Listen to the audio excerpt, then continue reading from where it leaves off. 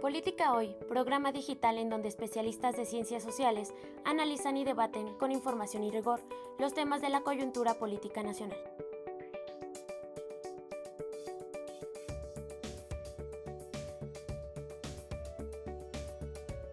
Política Hoy es un programa del Centro de Estudios Políticos de la Facultad de Ciencias Políticas y Sociales de la UNAM, conducido por Sol Cárdenas y Carolina Gilas.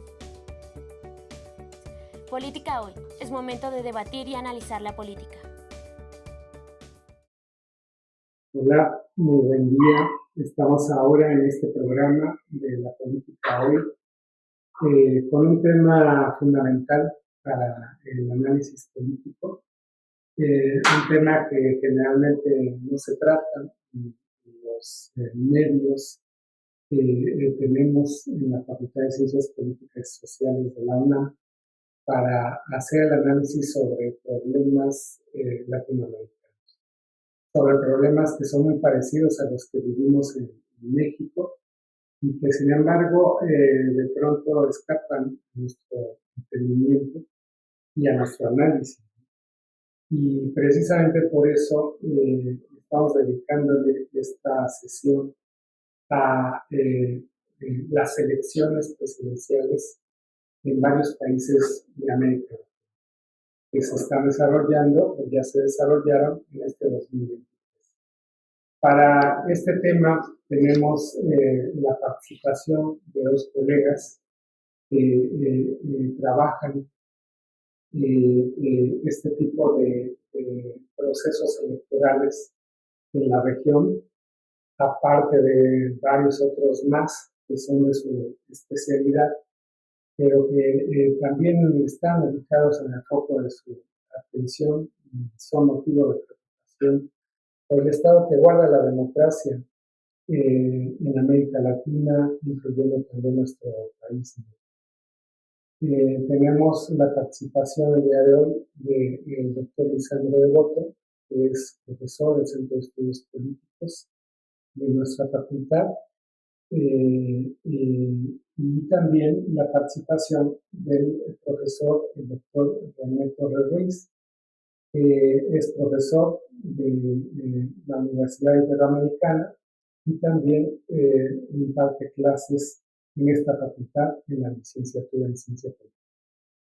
Les doy las gracias de antemano por haber aceptado la invitación para participar en este programa y pues los convoco a que hagamos un análisis de estos procesos electorales en varios países de nuestra América Latina que nos ofrecen un marco de interés bastante complejo, dirían algunos, y que sin embargo, pese a ello, pues requieren nuestra atención justo para comprender mejor tanto esas dinámicas que a nivel local se viven en cada país, como el funcionamiento que tienen las democracias en términos generales y que son muy cercanos a lo que vivimos en México, por lo menos a partir de 2018. Entonces, en principio quisiera preguntarles acerca de justo este estado de la democracia que tenemos en América Latina como un marco general, como un contexto general de estas dinámicas diversas que podemos encontrar en nuestra vida. Lisandro, por favor.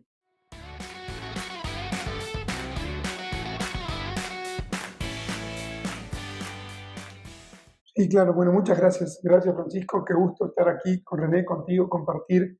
Gracias por la invitación.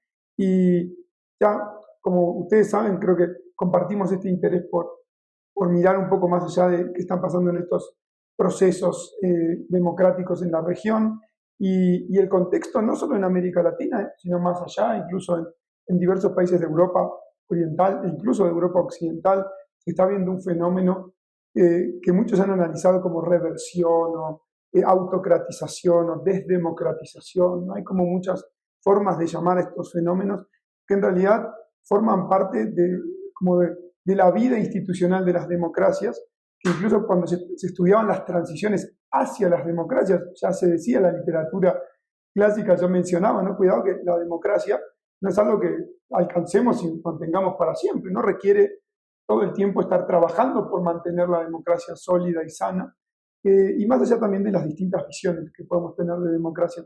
Pero como para empezar la discusión, me parece que estamos un poco en ese contexto donde vemos que las democracias empiezan en algunos países a padecer de nuevos poderes ejecutivos que nunca fueron débiles, pero poderes ejecutivos más fuertes que buscan concentrar todavía más el poder, que logran apoyos en los congresos o por lo menos paralizar los congresos y no lograr contrapesos, con poderes judiciales débiles también en muchos aspectos, o muy politizados o muy controlados por las élites políticas, y son como realidades que cruzan bastante a nuestros países en un contexto donde la sociedad de por sí desconfía de sus instituciones, y lo vemos en los ejercicios que lo plantean hace ya décadas, y que finalmente nos ponen en una encrucijada, ¿no? Es decir, si finalmente las instituciones no tienen la confianza de la ciudadanía y quienes participan no ofrecen opciones que puedan generar esta confianza nuevamente,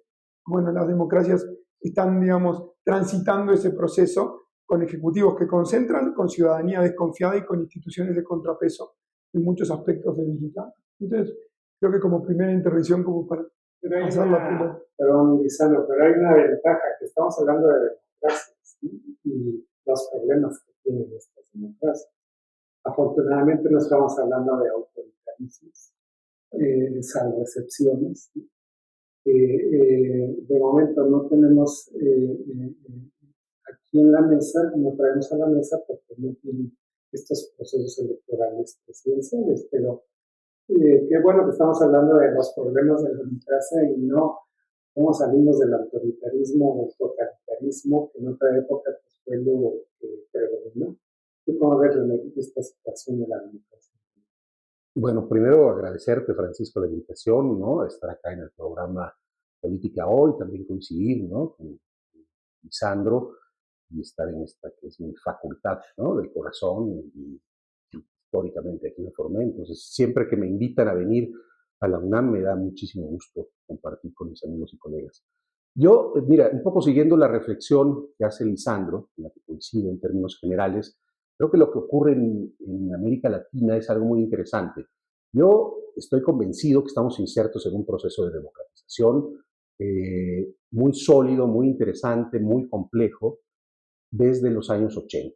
En términos generales, creo que vivimos en la región procesos de democratización y, desde luego, cada país con sus peculiaridades, pues tiene mayor avance institucional, ¿no? Un mayor juego, digamos, entre actores, procesos de mayor horizontalidad, ¿no? En sus relaciones, mayores índices de participación ciudadana, que son algunas variables que podríamos considerar como una democracia más robusta o más encaminada, digamos, ¿no? Hacia las libertades, igualdades. Me parece que en ese sentido vamos bien en términos de la región, pero que no terminamos de sacudirnos algo que a mí me preocupa insistentemente, hablando exclusivamente de la región latinoamericana, y que es lo que yo denomino como la triada malévola que nos persigue históricamente y que es pobreza, desigualdad y violencia. Eso creo que es algo que nos ha acompañado y que afecta la democracia desde un punto de vista más sustantivo, no procedimental. Procedimentalmente yo creo que vamos bien. Acaba de haber elecciones en Guatemala, en Paraguay y en Argentina, bueno, en las primarias, ¿no? Y al final, pues creo que los resultados son óptimos, más allá de lo que uno considere, digamos, de quién puede ser el ganador o la ganadora. Eso ya es otro análisis.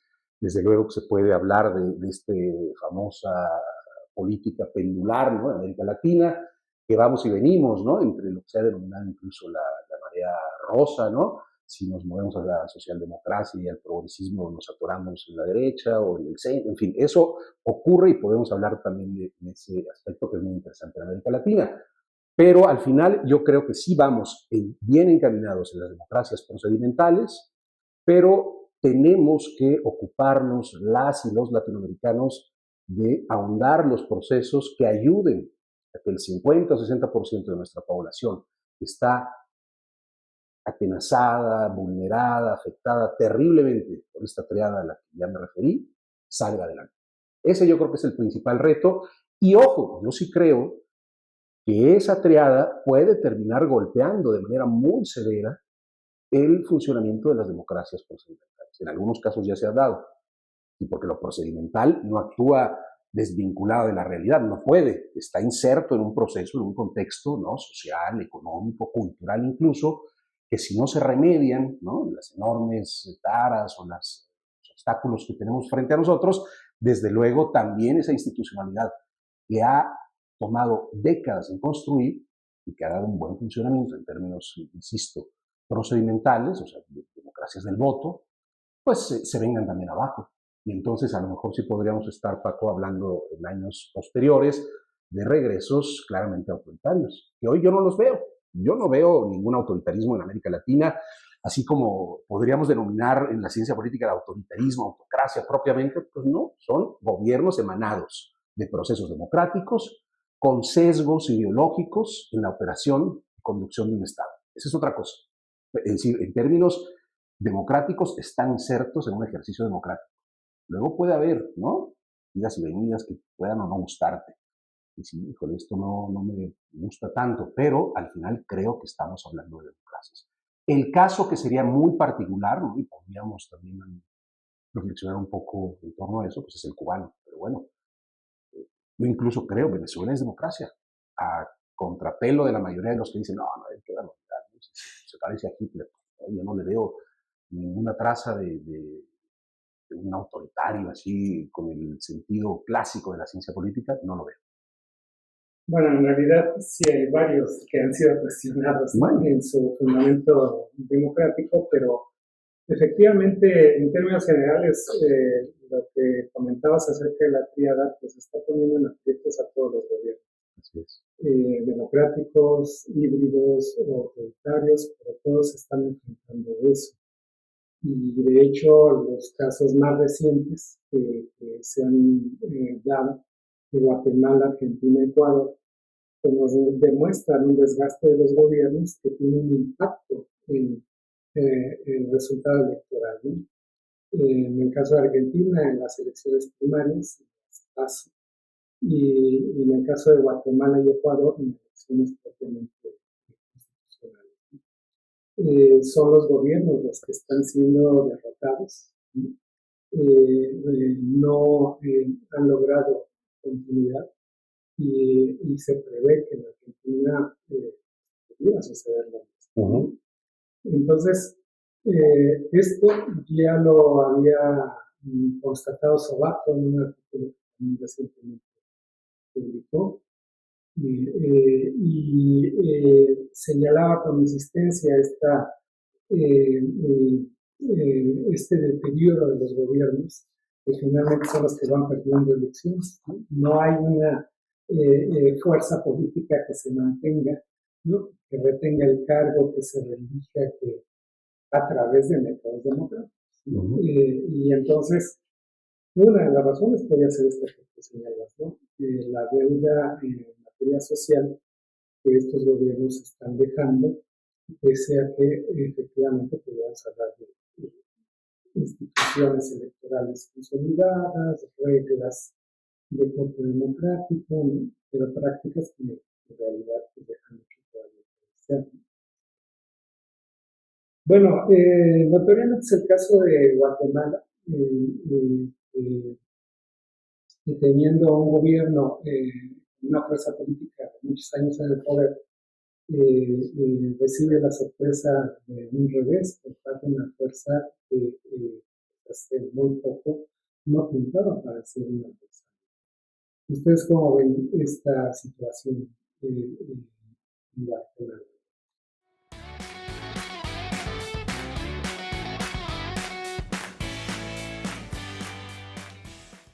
Bueno, a ver, por empezar, como tú dices, ¿no?, este movimiento semilla, ¿no?, que termina surgiendo en 2015, si mal no recuerdo, en una situación bastante controversial respecto a lo que sucedía en ese momento con el gobierno guatemalteco, y que empieza a plantear desde el punto de vista, si uno quiere, progresista, como recién mencionaba un poco René, esto de hacia dónde vamos, o estas oleadas que tenemos, o estamos dando bandazos, ¿no?, que se eligen, y hay tenemos la oleada progresista, ¿no? o tenemos la oleada conservadora, y vamos analizando este tipo de cuestiones.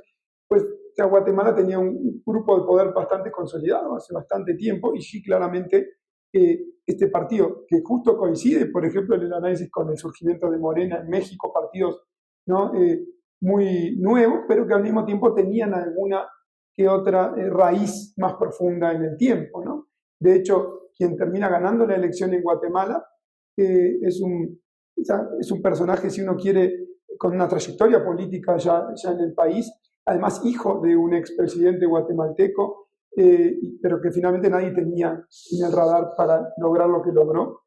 Y además, evidentemente, cambiando la postura del gobierno, finalmente eligiendo un modelo diferente, una propuesta distinta, y además ganando abrumadoramente, ¿no? Con una elección cercana al 60%, un poco menos del 60% de los votos. Entonces, evidentemente, un poco en mi reflexión inicial de la región, que tiene que ver claramente con lo que René proponía, de la tríada, ¿no? Finalmente, mucha de la desconfianza de la ciudadanía en los gobiernos es, finalmente, ninguno de estos grandes problemas terminan por resolverse. No solo por resolverse, sino por tratar de ver cuál es el camino para lograr resolverlos. Porque quizás en un gobierno es muy complejo, en un periodo gubernamental, como tú dices, también no se reeligen los gobiernos, tiene que ver con esto, ¿no? Creo que todo está vinculado, la falta de propuestas viables que terminen aportando soluciones duraderas y sólidas, y lleva un poco a la desconfianza de parte de la ciudadanía de ya hemos probado distintas opciones y no encontramos salida. Y Guatemala un poco creo que abre la puerta a una opción que no ha gobernado en el país y que evidentemente creo que, como pasa muchas veces con estos gobiernos, que también pasó aquí en México, pasó en Argentina con un signo ideológico distinto, pasa cuando se recurre a cambios, ¿no? Es decir, lo que buscamos es un cambio. ¿Y qué representa mejor el cambio respecto a lo que tenemos? En Guatemala la ciudadanía consideró que era esta opción de Movimiento Semilla, que de vuelta fue muy rotunda en el Ejecutivo, pero hay que tener cuidado porque, además de quizás lo discutamos aquí, en los problemas que están planteados en el ámbito judicial con el partido e incluso en la conformación del Congreso, donde no va a tener claramente el presidente, en caso de asumir, mucha fuerza, ¿no? Creo que también hay que ver un poco eso. ¿Qué te parece el caso de Guatemala? Pues me parece muy interesante porque yo diría que en los últimos 40 años, ¿no? En el periodo en que regresa la democracia formal a Guatemala, se había caracterizado ese país por un gobierno más bien de corte conservador, mayoritariamente. Entonces, aquí sí hay un vuelco, me parece, contundente hacia un gobierno progresista. Este señor, además de lo que decía Lisandro, Bernardo Arévalo, tiene una trayectoria también académica, social, de mucho tacto, de mucha sensibilidad hacia los problemas guatemaltecos históricos, que se parecen mucho a México, ¿no? O sea, entonces, por hablar de la región más cercana geográficamente, ¿no? Pero los latinoamericanos nos parecemos mucho, ¿no? En esta triada. Pero, por supuesto, sí, no, pues es que son lo mismo. Sur de México y Guatemala son lo mismo, ¿no? O sea, tú vas a Chiapas y te saltas a Guatemala o al revés y dices, pues estoy en el mismo país. Todo, absolutamente, hasta la idiosincrasia, ¿no? La cosmogonía, ¿no? de esas regiones. Pero es muy interesante ver ahí cómo sí, y coincido con lo que dices tanto tú, Francisco, como Lisandro, hay una suerte de reacción, y esto lo tomo también, digamos, yo lo vengo reflexionando, pero de un artículo que leí también para venir acá a conversar con ustedes, que se llama Claves electorales en América Latina en 2023, de un especialista en la política latinoamericana, que es Carlos Malamud. Y Carlos lo que dice ahí es algo muy interesante, que en efecto lo que se está apreciando en años recientes en América Latina es una reacción de las ciudadanías frente a los gobiernos. Es decir, las elecciones son una suerte de termómetro frente a lo que está ocurriendo con el gobierno. Y eso habla también de un avance, yo diría, de la conformación de electorados más críticos, más conscientes, informados, diciendo, no, a ver, tú no estás haciendo un buen papel, te retiro la confianza del voto y se la doy a otra persona. Y eso está ocurriendo en distintos casos latinoamericanos. Es muy interesante porque, insisto, habla de nuevos electorados, en el sentido de que ya no hay tantas continuidades o no es tan fácil que un grupo político llegue al poder, se consolide y permanezca durante mucho tiempo. Eso no parece ser. sí era lo que ocurría hace mucho tiempo en América Latina, que se les daban continuidades a los gobiernos, ¿no? Como que había... No tanto, René. Si piensas la primera década de los 2000, en Brasil Lula se religió y luego Dilma, Correa en Ecuador, Evo mismo, que llegó al límite incluso la reelección, claro. Cristina, bueno, los Kirchner en Argentina, Néstor y 2 periodos de Cristina. Sí. No es ahora, por ejemplo, se rompe un poco eso, ¿no? Que claro. Quizá con el giro a la izquierda que se estudiaba al inicio de los 2000, quizá estaba más, se habían como consolidado ciertos liderazgos o ciertos proyectos que tuvieron un tiempo de desarrollo, ¿no? Sí, tienes razón. De hecho, el 2000-2010 ese es el primer giro, ¿no? Digamos, ¿no? En el siglo XXI a la izquierda, y en efecto se dio mucha continuidad, ¿no? El gobierno en Venezuela pasó lo mismo. En Venezuela, ¿no? Sí. Pero ahora Carlos Malamud dice esto, ¿no? Es decir, quizá una novedad es que las ciudadanías te retiran la confianza muy rápida y también están como más reactivos, ¿no? De decir, a ver, no, estás cumpliendo, ¿no? Déjenme hacer un breve paréntesis, ¿no? En relación con esto. Por ejemplo, el caso mexicano. Yo ahí creo, hace poquito, 2 semanas, el Coneval anunció unas cifras muy interesantes. Según el Coneval, que hasta donde entiendo no hay la mano oculta de la que se habla tanto del observador en la política institucional de este país, Coneval nos dice que se han sacado de la pobreza a 5.9 millones de personas. Eso en México es inédito. Y entonces yo me pregunto, ¿eso será un elemento a considerar por parte de la ciudadanía? Pienso que sí. Porque ahí sí habrá un claro elemento para que la ciudadanía pueda evaluar favorablemente un gobierno. Con otras tantas cosas que quizás se han hecho mal o deficientemente o no han alcanzado en el gobierno que encabeza Andrés Manuel López Obrador. Y lo señalo simplemente como ese elemento. Sí creo que también en el análisis político que podemos hacer en México, en el entorno latinoamericano, hay que considerar los resultados que desde los gobiernos están entregando a la ciudadanía, sobre todo asociándolos con esta triada a la que me refería. Si la ciudadanía quiere que ya no solamente funcionen bien las estructuras electorales y los partidos y esto que el otro, ¿no? Sino que además se cumpla con la labor, yo diría, primordial de cualquier gobierno, que es atender las enormes carencias que los pueblos latinoamericanos tienen desde hace, no 40 años, cientos de años, por decirlo menos. Entonces, ahí sí hay una exigencia clara, ¿no? Y creo que es un punto de análisis que debemos de seguir profundizando, porque en lo electoral, insisto, pues yo creo que vamos bien en términos generales, ¿no?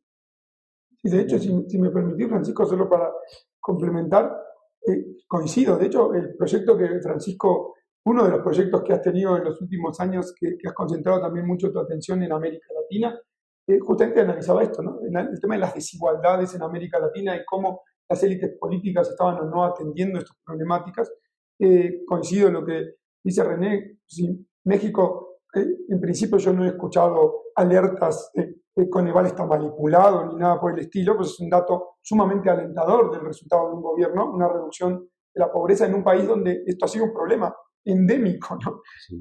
Pero la cuestión aquí es, o lo que a mí me prende alerta siempre es, qué tan sustentables son las políticas que se toman en un gobierno a largo plazo, ¿no? Es decir, porque lo hemos visto en otros países, el libro que Francisco coordinó en ese proyecto, creo que era PAPIT, ¿no? Que tenías en ese momento, analizaba varios países de la región y el hecho es qué tan sostenibles o sustentables son a mediano y largo plazo las medidas que a corto plazo le dan resultado a un gobierno. Yo no quiero sesgarme demasiado por el caso argentino, por ejemplo, donde claramente hoy lo vemos pagando consecuencias económicas durísimas por haber manejado de manera muy terrible la economía del país durante 10 o 15 años, ¿no? Entonces es como decir, finalmente tampoco hay soluciones mágicas. Claro que evidentemente hay soluciones que hay que aportar y los recursos tienen que salir de algún lugar. El tema es de dónde y cómo se manejan los recursos públicos para que eso que se logra pueda sostenerse y no estemos pagando de nuevo consecuencias en 5 o 6 o 10 años, ¿no?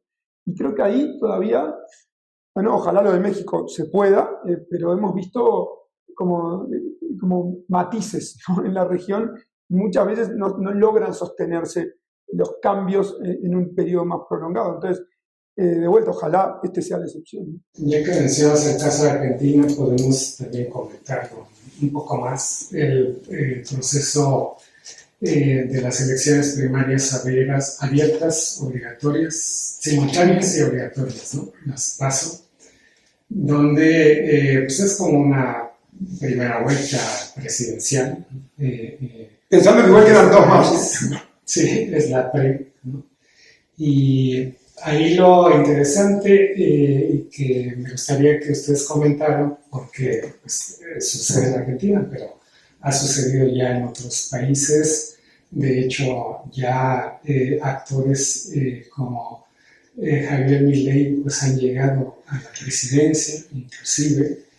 Y ahora este actor de representante de una fuerza política de ultraderecha, pues gana en primer lugar en el número de votos, ¿no? En estas elecciones primarias, frente a un gobierno que parecía, ¿no? Que tenía posibilidad de mantener, de darle continuidad a su fuerza política y que sin embargo pues no es así. ¿Cómo se explicaría en este marco de discusión que estamos teniendo, ¿no? Ya algo apuntaste, Lisandro, acerca de las dificultades del gobierno pues para, por ejemplo, dar respuesta a los problemas sociales, ¿no? Pero, ¿qué más es lo que podemos encontrar?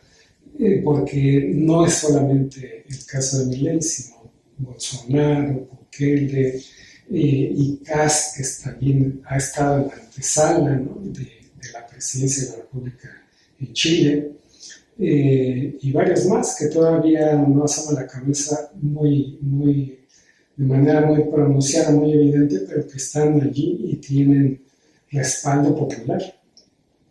¿Cómo explicarían esa situación? En el caso de Argentina, ¿cómo es?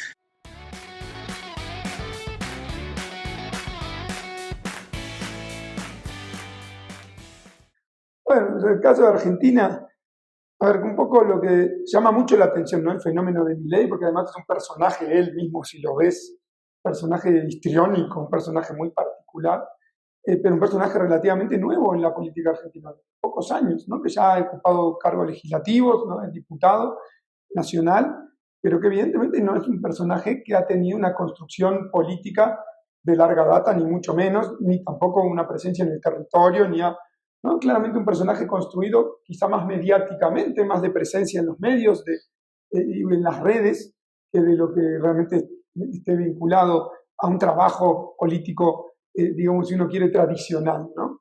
Que tiene que ver con un agotamiento, yo creo que de ciertos procesos, como decíamos recién, el tema de lo que se llama en Argentina el kirchnerismo, que de alguna manera es como la parte hoy protagónica del justicialismo o del peronismo, como le quieran decir.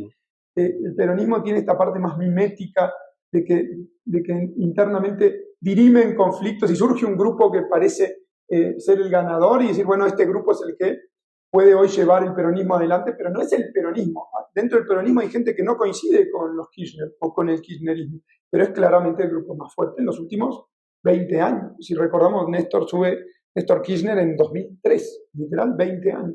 De esos 20 años, gobernaron 16. O sea, salvo los 4 años de Macri, solo esos 4 años de Macri, 15-19, fue 2003-2007 Néstor Kirchner, 2007-2015 Cristina, y ahora 2019-2023 Alberto Fernández, que es un candidato puesto por Cristina Kirchner. Esas rarezas también, yo no sé si hay otros casos donde la vicepresidenta elija al presidente, ¿no? Pero bueno, finalmente que en un contexto muy difícil, muy complejo, incluso empezado por algunos errores ya del gobierno de Macri, que venían de los gobiernos previos, es decir, una situación económica sobre todo muy compleja de manejar, varias decisiones mal tomadas, y este gobierno que además de todo se le sumó la pandemia en el medio y nunca terminó de hacer pie en nada, ¿no? Un gobierno que sigue generando, una de las cosas, sigue generando política social, eso lo sigue haciendo, planes sociales y recursos generalmente que no tienen sustento, por eso la moneda no vale nada en Argentina, por eso la devaluación es brutal, porque no hay un sustento, simplemente se emite moneda para que haya circulante, y hay dinero en la calle, pero el dinero cada vez vale menos, ¿no? Y creo que la gente empieza un poco a inflación de 120, 130% anual, ¿no? Y que no se puede revertir. Y hoy la particularidad es que el candidato del oficialismo, de lo que hoy es el kirchnerismo, o lo que queda del kirchnerismo, e incluso con la definición del candidato actual, creo que también de alguna manera empieza a quedar atrás la fuerza del kirchnerismo, porque el candidato es Sergio Massa, que es el actual ministro de Economía del país, que venía de otra fuerza política, que si lo buscan en YouTube, lo van a encontrar hace 5 años, lo que estaba era en contra del kirchnerismo y diciendo el kirchnerismo son todos corruptos. Hoy es el candidato oficial, era el presidente de la Cámara de Diputados por la alianza que hicieron en la elección del 19 y ahora ministro de Economía, con una economía muy mala. Entonces uno diría, un ministro de Economía que no puede resolver los problemas actuales, pero te promete que los va a resolver si gana como presidente, bueno, es complejo, ¿no? Entonces, por un lado, la fuerza gobernante con cierta debilidad, con cierto piso, el peronismo tiene un piso fuerte, el kirchnerismo mismo, pero bueno, evidentemente viene golpeado este gobierno, el presidente muy desacreditado. Y por otro lado, la otra fuerza que es Juntos por el Cambio, lo que fue Cambiemos en 2015, lo que impulsó el gobierno de Macri, tuvo que fue la única fuerza que realmente tuvo una interna en las PASO, la única que dirimió algo en las PASO, sí fue Juntos por el Cambio, que tenía 2 candidaturas internas relativamente fuertes, y generó ahí ciertas disputas internas, que también un poco la gente le muestra un poco el hartazgo en ese sentido de no se ponen ni de acuerdo. Y viene Milei y surge con esta propuesta de cambio disruptivo total, con propuestas sin tanto sustento y un poco delirantes, pero que claramente llama la atención de un sector de la población amplio que le dice, a ver, pues quizás total, estos dos ya gobernaron, ya los hemos visto, ¿qué va a proponer este amigo? Y creo que, bueno, abre la puerta de una situación que puede ser compleja, ¿no? Creo que no hay nada definido, igual si quieren lo conversamos, pero para dejar de acaparar la palabra, por favor, René. No, pues a ver, el caso argentino seguramente lo conoce mucho mejor Lisandro que yo. Yo lo que diría es que desde el 2000 para acá se nota una política económica demasiado errática en Argentina. Es decir, ahí no han puesto orden. Lo económico es un absoluto desastre. Hay pobreza creciente, desempleo, malos salarios, enorme malestar, ¿no? Yo he tenido oportunidad de estar 3 ocasiones en ese periodo en Argentina y lo que pulso y lo que veo es un malestar social, movimientos, marchas, reclamo, desafección política, enojo con los gobiernos. Y es cierto, el kirchnerismo o el peronismo, es decir, las distintas vertientes de la supuesta izquierda o el progresismo argentino, ha prevalecido, pero yo creo que han hecho malas labores, ¿no?, al frente del gobierno, ¿no?, y que no han logrado resolver justo lo que decía Lisandro, ¿no?, el problema de la pobreza, de la capacidad de adquisición, ¿no?, de buenos salarios, etcétera, porque ese peso argentino pues no vale nada, ¿no?, y no vale nada también porque tienen un problema de atención de la deuda externa, ¿no?, de conflictos con los centros económicos de poder internacional, en fin. Y, en efecto, ahí sí no se nota, yo creo, una política económica sustentable, es decir, programas sociales. A mí me cuesta trabajo, no soy especialista en política social, ni mucho menos, pero no veo si es asistencialista, si es focalizada, si me cuesta trabajo identificar el tipo de política social que se da en ese país, como yo sí creo que es fácilmente identificable, por ejemplo, nuevamente en nuestro país, en México. Es decir, los ciclos que hemos tenido de atención de política social en México son claramente identificables, antes y después del 2018. En Argentina yo no lo veo. Entonces, bueno, ahí hay un problema serio y sí me llama mucho la atención, y lo que no alcanzo a entender es por qué emerge con tanta fuerza, o bueno, si lo vemos está casi a tercios en realidad lo que pasó en las primarias. 30% para Milei, 28% para Juntos por el Cambio, 27% para Unión por la Paz. Entonces tampoco es así tan, ¿no? Y además con un abstencionismo también del 30%, muy alto. Entonces habría que ver qué va a pasar, ¿no? Ya en octubre, ¿no? Son el 20 de octubre, ¿no?, las elecciones. Habrá que ver qué pasa ahí. Yo tengo esperanzas en que no gane la ultraderecha, ojalá, ¿no?, por el bien de América Latina y de Argentina, que no gane la ultraderecha, pero sí llama la atención y yo no sabría explicar por qué esa posición tan conservadora prevalece en un país como Argentina, que yo lo ubico como un país progresista en términos generales, ¿no?, históricamente hablando. Entonces, me llama mucho la atención que un tercio de la población pueda haberse manifestado en estas primarias por la oferta más conservadora.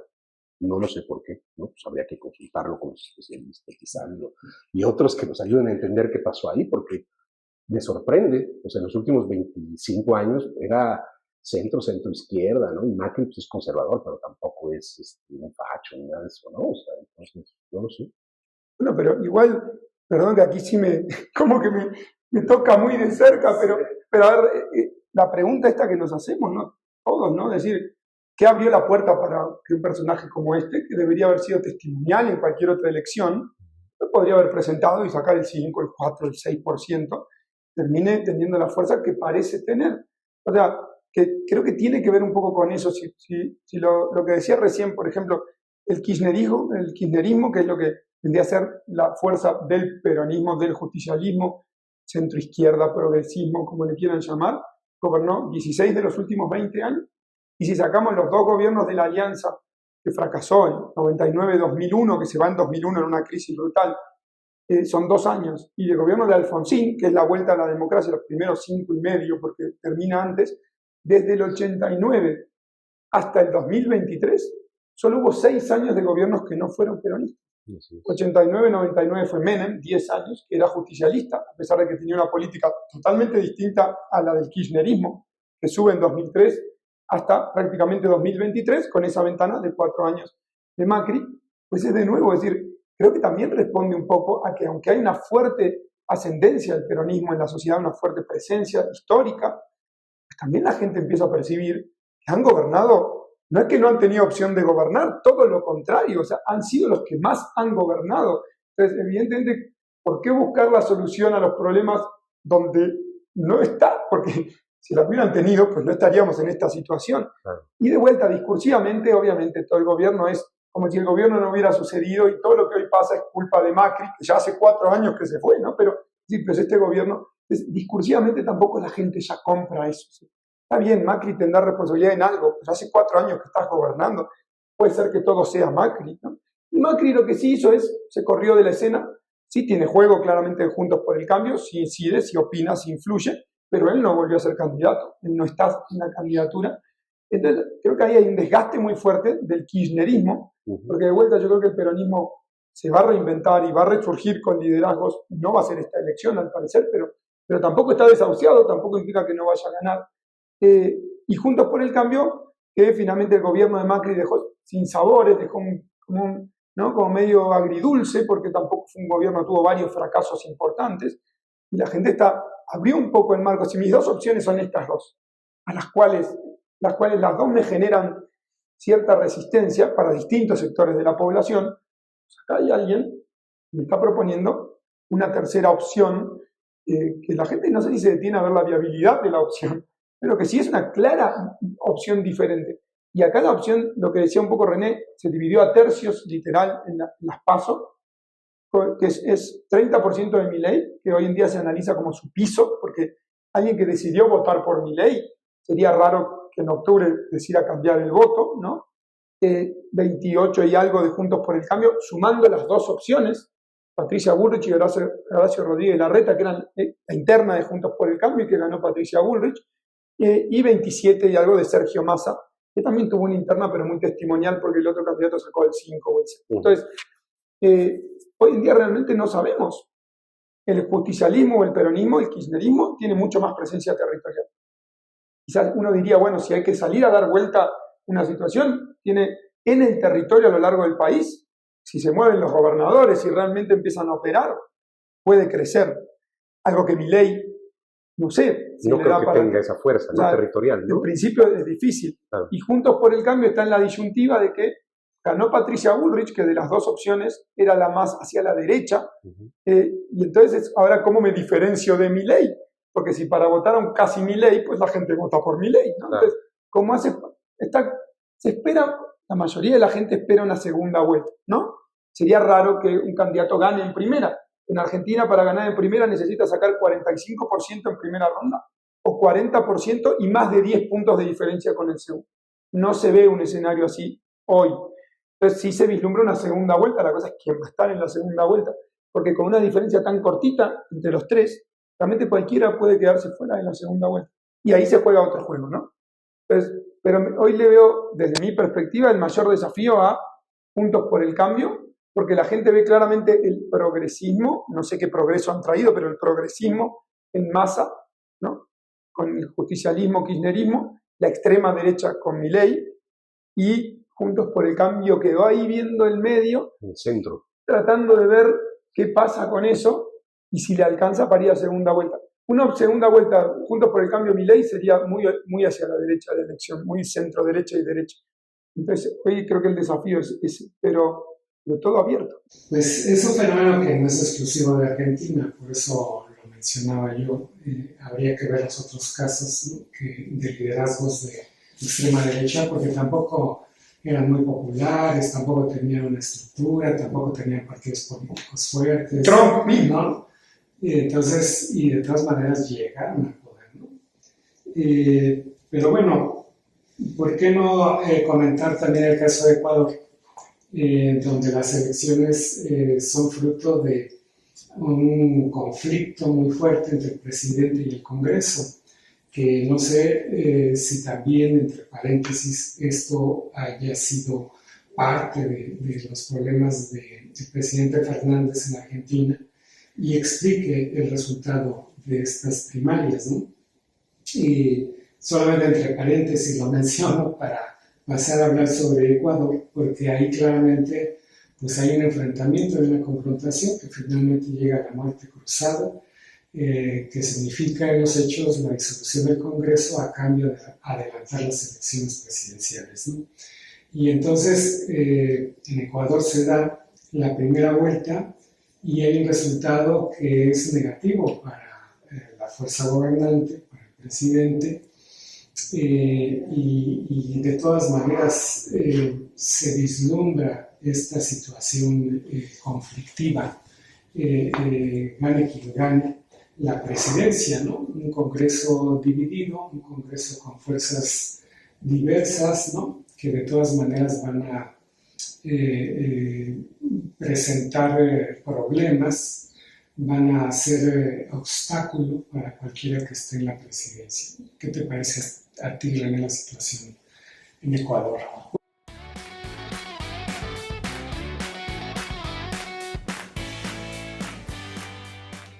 Bueno, me parece una situación muy inédita en ese país, en tanto que quizá, según los especialistas, está viviendo su peor ola de violencia, ¿no?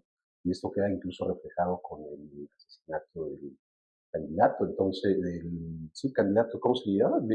Fernando Villaseñor. Villaseñor, ¿no? Sí, exacto. Entonces, no, ahí, Villavicencio. Villavicencio, exactamente, Villavicencio. Y entonces, bueno, ahí queda de relieve esa parte de la violencia que está afectando, y por cierto también a Paraguay, ¿no? A México desde luego, en fin, varios países que están insertos en un momento atípico, en donde la violencia, que quizás sería otro componente, junto con la triada que yo mencionaba, hay otros dos componentes que quizá ya no sería una triada, sino un quinteto, y hay que sumar la violencia y hay que sumar la corrupción. Yo ahora quisiera hacer un apunte sobre la corrupción, que creo que es un factor que también está orientando la voluntad popular, la voluntad ciudadana en varias de las elecciones en América Latina, ¿no? Claramente así sucedió en Guatemala, claramente así sucedió en México en el 2018, y entonces ahí está un componente muy interesante. Así está sucediendo en Paraguay, ¿no? Está acusado también de alta corrupción, ¿no? De que ya ganó, ¿no? Peña. Entonces, bueno, eso habría que también reflexionar qué importancia tiene. Pero regresando a Ecuador, yo ahí noto que en efecto hay una suerte de desconcierto en la ciudadanía. El correísmo venía a la baja, venía perdiendo, ¿no? El apoyo, ¿no? El grupo de Correa, y actualmente vuelve a resurgir también, quizá porque el resultado de los gobiernos, o del gobierno más conservador en años recientes, pues no supo resolver muchos de los problemas también sociales, violencia, pobreza, desigualdad, en Ecuador. Y nuevamente lo que estamos viendo quizá es que en estas recientes elecciones, pues el correísmo pueda regresar a gobernar. Es decir, nuevamente la izquierda, ¿no? Es decir, como una posibilidad de gobierno, de alternativa frente a la disyuntiva ecuatoriana. Y entonces, pues bueno, yo lo ubico como una como parte de ese fenómeno de pendular en América Latina, donde de repente la ciudadanía dice, bueno, a ver, le doy la oportunidad a la derecha, que gobierne la derecha. ¿Qué resultados me da? Pues no son los resultados que yo esperaría. Bueno, pues a la izquierda, y regresa. Eso es lo que creo que está sucediendo en Ecuador, ¿no? Es un claro ejemplo de esa política pendular latinoamericana o de las ciudadanías, ¿no? Frente a los resultados que están recibiendo, que son palpables y que se viven día a día por parte de la ciudad. Con el componente inédito de Ecuador, que es la violencia. Eso sí es algo, digamos, nuevo y habrá que ver qué hacen, yo no sé si la derecha o la izquierda, la clase política y la ciudadanía para enfrentar un fenómeno que sabemos los mexicanos, o los que vivimos en México, es muy difícil y que te va a terminar golpeando la política sin importar hacia dónde se va ideológicamente el gobierno. El caso mexicano es un ejemplo de eso. Este gobierno ha sido también, hay que decirlo, un fracaso en la atención a la política criminal o de violencia. Entonces, ¿dónde está? Hay que tomar en cuenta que América Latina está inserto en el corredor principal, quizá, de producción y distribución y trasiego de drogas. Y eso pues, nos está golpeando también de una manera pues, inédita a muchos países latinoamericanos, ¿no? De hecho, se acusa al cártel Jalisco Nueva Generación de ser responsable, Así es, ¿no? A uno de los involucrados del asesinato. Así es. ¿Qué te parece a ti esto? La verdad que yo tuve la oportunidad de estar en Ecuador ahora en junio, creo, después que ya había pasado el tema de que Lazo decretara la muerte cruzada, ¿no? Y un poco, no estuve en Quito, lo que hace que, no sé cómo se mide el pulso en la capital, ¿no? Pero estuve en Guayaquil, ¿no? Una ciudad realmente importante, y después en Cuenca, y la gente en algún punto estaba aliviada, ¿no? La conversación era, la verdad estamos aliviados, porque se percibía una escala de conflicto político que era fuerte, ¿no? Claramente el Ejecutivo estaba siendo vetado por el Congreso, no lograba la confianza, no lograba pasar las iniciativas, de hecho tenía juicio político el Ejecutivo 2 veces iniciado, entonces había ahí como una traba clara entre Ejecutivo y Legislativo que estaba escalando el nivel de conflictividad política, que se sumaba a lo que René ya muy bien refirió, que es la conflictividad y la violencia que hay, principalmente porque hay cada vez más incidencia del crimen organizado, de los grupos del crimen organizado. En Guayaquil me decían, hay zonas de la ciudad donde tú ya sabes, después de las 7 de la tarde, no tienes que ir ni te acerques, porque es controlado por ciertos grupos. Entonces es como decir, y esto no pasaba hace 10 años o 15 años, es como la violencia, bien lo refirió René, está jugando un factor muy, muy importante en el descontento de la sociedad, pero también en las condiciones en las que se desenvuelve la política en Ecuador. Pero de vuelta, retomando mi argumento, la gente estaba aliviada, por lo menos con quienes yo tuve oportunidad de dialogar en ámbitos universitarios, la gente estaba aliviada en el sentido de creímos que podía escalar y realmente terminar en un conflicto hasta social, ¿no? Entonces la muerte cruzada dice, bueno, nos da un poco da una pausa, un alivio en decir, a ver, vamos a elecciones y que la ciudadanía vuelva a elegir y vuelva a votar quién quiere que ejerza el Ejecutivo, pero también vuelva a votar por su Asamblea Legislativa, ¿no? Entonces es como decir, vamos a barajar y dar de nuevo, ¿no? Perdón que te interrumpa, Lisandro, nada más. Es muy interesante lo que está diciendo Lisandro, porque eso habla también de la madurez de los electorados latinoamericanos. Es decir, frente a contextos que no son nada favorables, incluyendo la violencia, ¿no? Que nos tiene realmente en una situación muy comprometida a todos los pueblos latinoamericanos, Lisandro llama la atención sobre algo muy importante.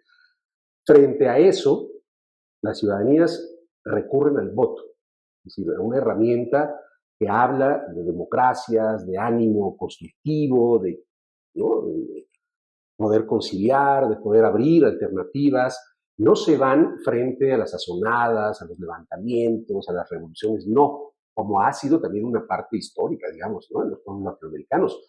Hoy, desde que la democracia procedimental entró a nuestro escenario político, se ha mantenido de manera muy sólida. Por eso es que yo decía al principio, yo sí veo un escenario muy favorable, ¿no? Muy prometedor en el ámbito de lo procedimental en América Latina. Luego hay otros problemas, pero en lo procedimental deberíamos de dejarlo ya en el, ¿no?, baúl de los recuerdos y decir, vámonos para adelante, entendiendo que puede haber regresiones. No estoy diciendo que no, las puede haber, claro que sí, ¿no? Charles Tilly ha hablado de desdemocratización.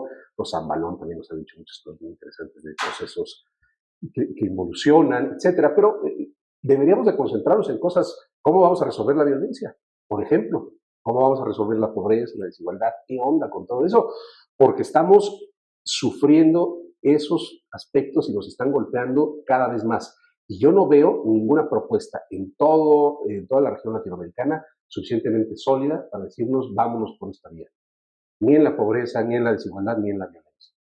Incluso en la corrupción que tú sumabas. En la corrupción, o sea, claro. Es como que lamentablemente lo que vemos es, yo coincido con el diagnóstico que dice René respecto a lo procedimental, vemos bastante solidez, hay variedad de diseños institucionales en la región. Por ejemplo, aquí en México les cuesta a los estudiantes entender que, por ejemplo, en Argentina el gobierno organice las elecciones. Entonces, cuando acá hay toda una historia de que lo que menos querían era que el gobierno organizara nada, ¿no?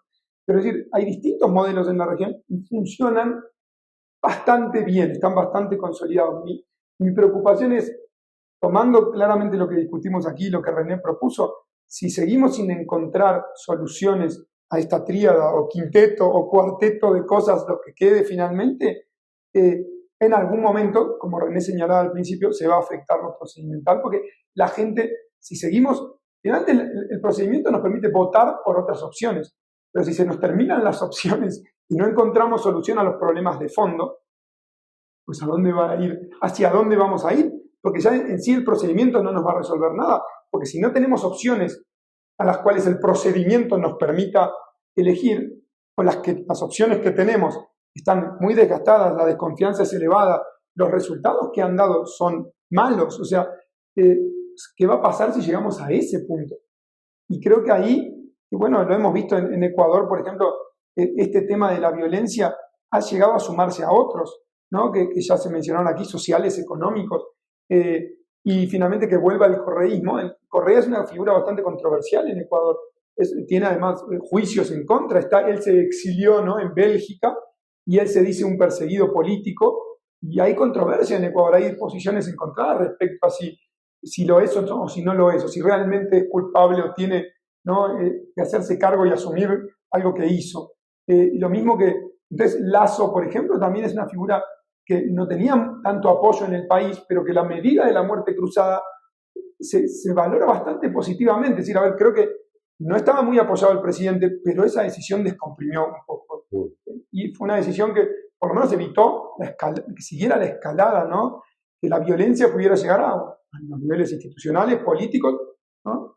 Entonces, creo que estamos en eso, ¿no? Finalmente, cuando enfrentamos estas situaciones que nos van llevando como al borde, ahí podemos llegar a poner en predicamento incluso lo procedimental o lo institucional, que hasta hoy, coincido, ha funcionado y ha permitido que la ciudadanía elija una opción o elija otra opción y el andamiaje institucional siga adelante. De vuelta, para mí, desde mi punto de vista, poniendo importantes lupas, diría yo, en la falta de contrapesos, en cómo los congresos en muchos espacios terminan siendo testimoniales, y si no logran ser un contrapeso y el gobierno no logra tener mayorías, muchas veces sí lo que logran es estancarlo, ¿no? El Congreso no quede ahí estancado. Claro, hay excepciones, pero cuidado, y sobre todo también poner la atención en algo que quizás los politólogos no le ponemos tanta atención, que es el Poder Judicial.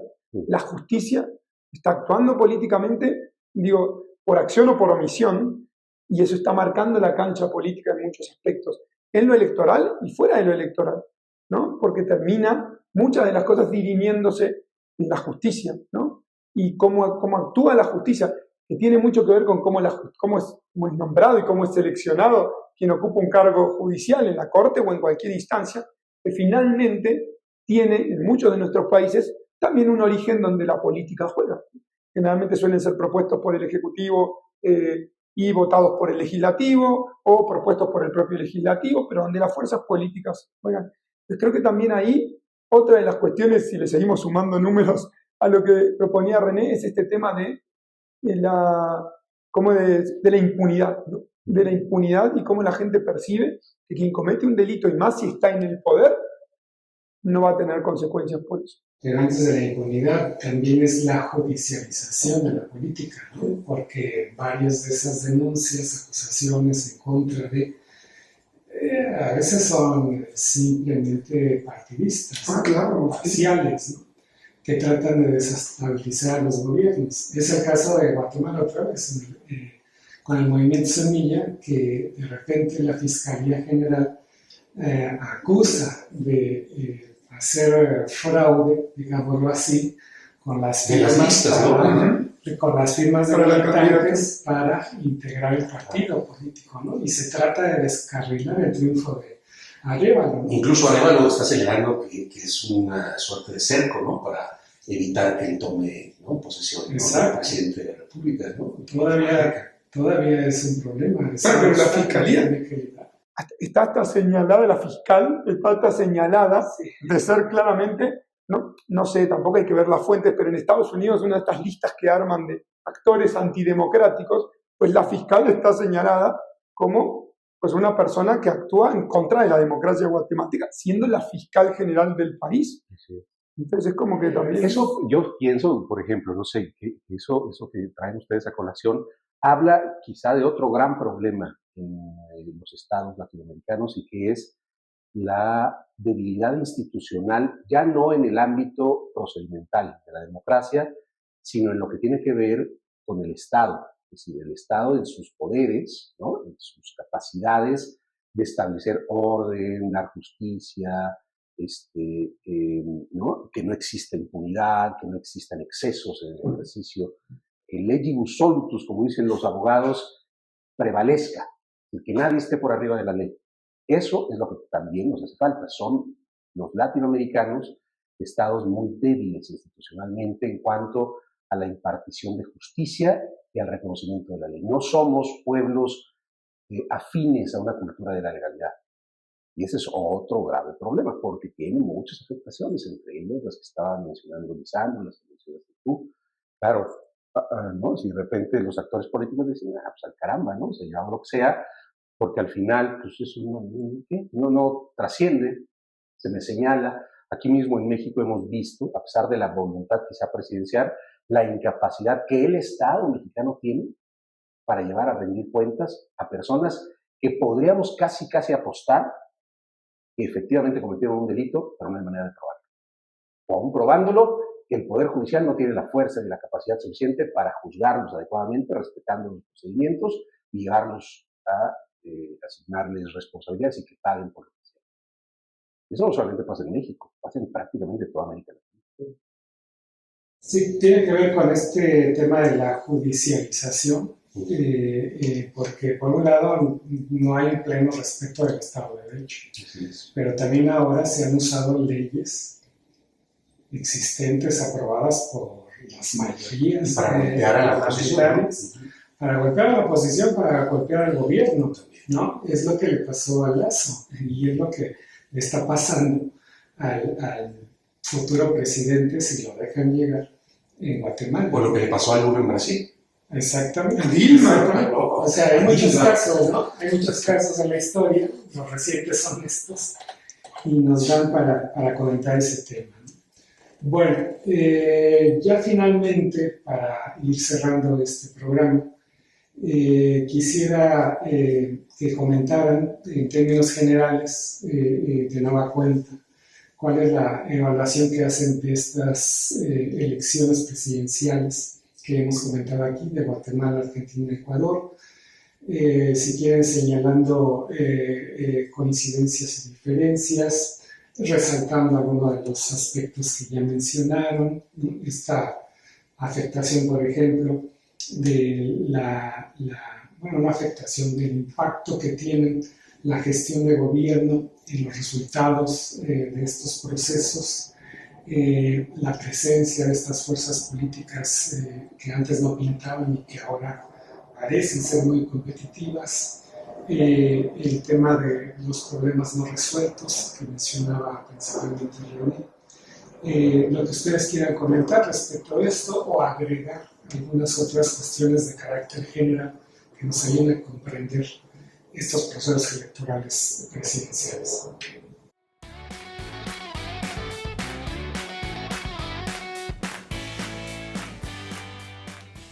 Creo que un poquito y tratando de recapitular, ¿no? En el ejercicio que nos propones, que es, de vuelta, creo que esto de los ejecutivos que no se logran mantener, es decir, la gente está queriendo votar cambio, está queriendo otras opciones en distintos contextos, ¿no?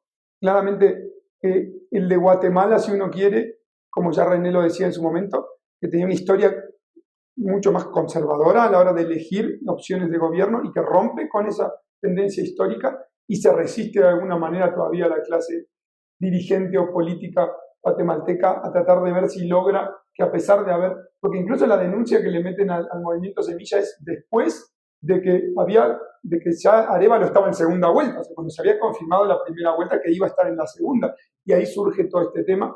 Entonces, cuando él además había dicho claramente que iba a cambiar las cosas de la corrupción, de la propia fiscalía, ¿no? Dijo, lo primero que voy a hacer es quitar a la fiscal, y la fiscalía es la que, ¿no? Donde se presenta este tema. Entonces, claramente sigue habiendo resistencia.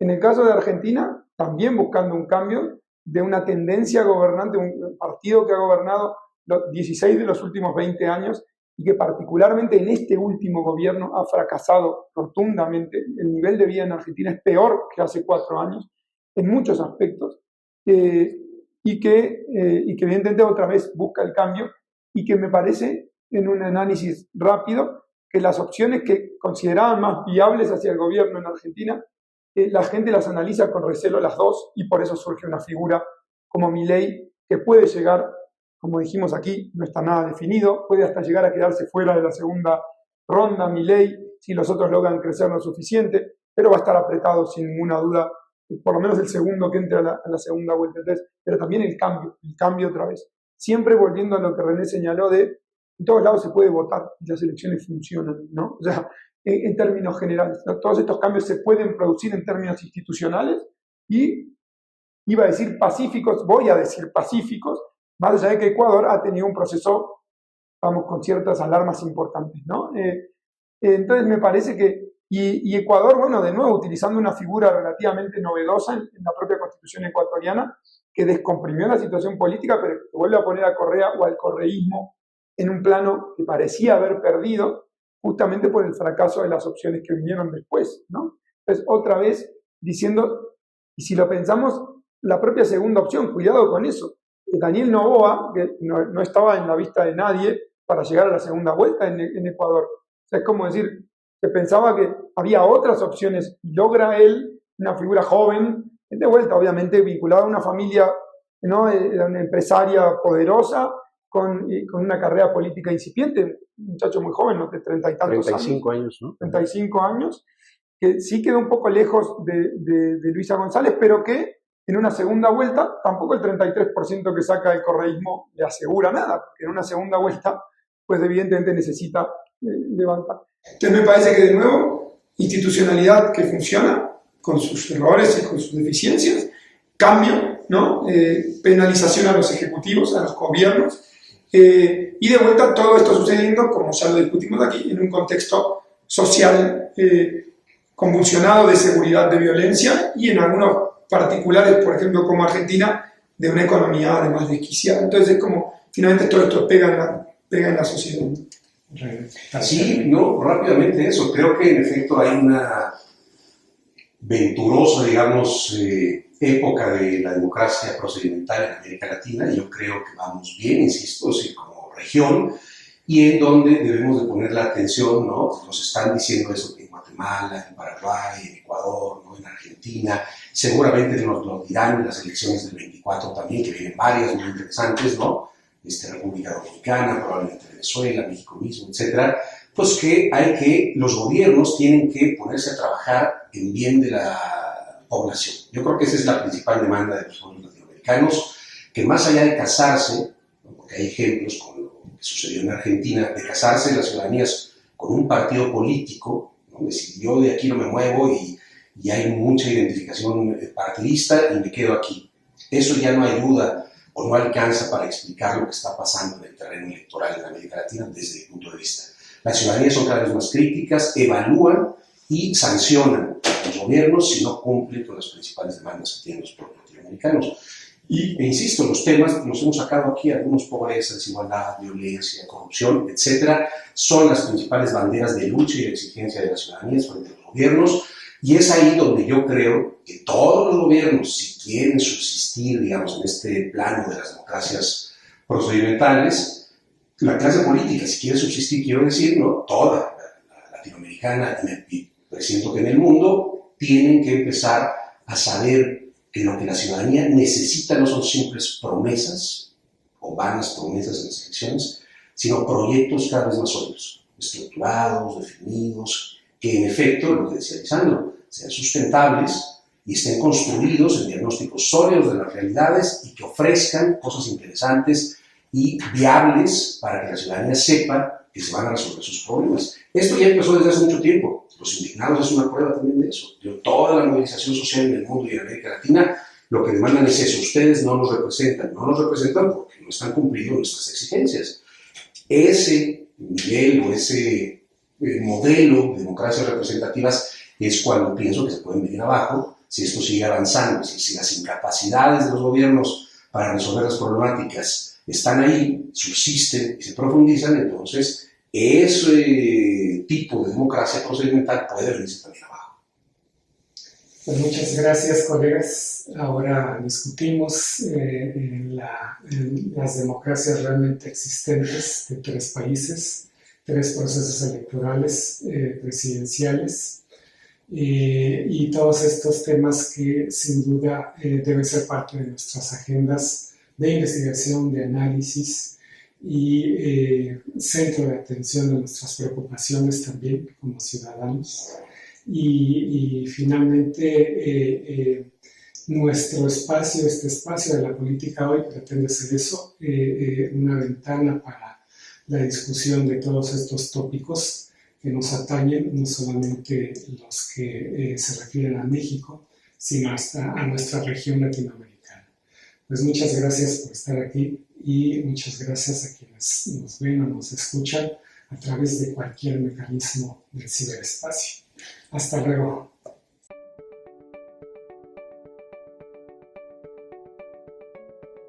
Política Hoy, programa digital en donde especialistas de ciencias sociales analizan y debaten con información y rigor los temas de la coyuntura política nacional.